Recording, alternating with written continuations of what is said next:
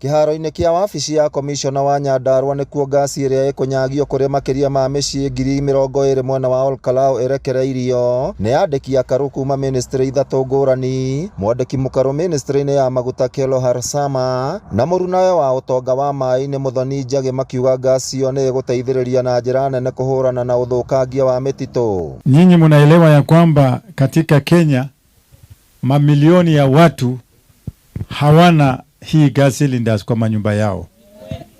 Wanatumia makaa, wanatumia kuni, wanatumia kerosene, paka moshi imekuwa shida kwa nyumba, uchafu imekuwa shida kwa nyumba, chakula hivi haraka. Sasa serikali ya rais wetu William Samoei Ruto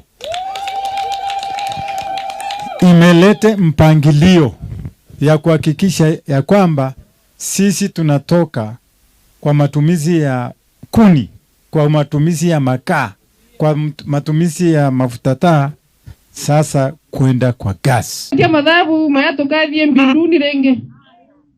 Unangazi ero mege kathira muruke tutona kwa kuongera. Tujoke nko. Na hebu mole beautiful tena moshoka mbinduni. Na ntoko. Teoma.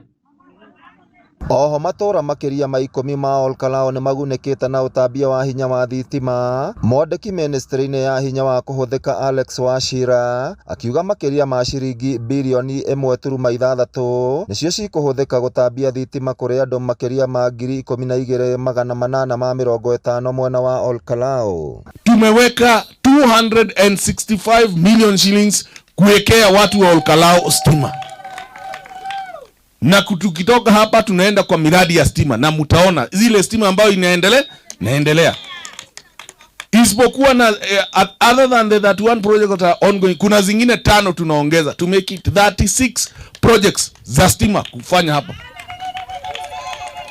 Ili zaidi ya watu 2,364 wawekewa stima kwa manyumba zao by the time we are getting to December this year.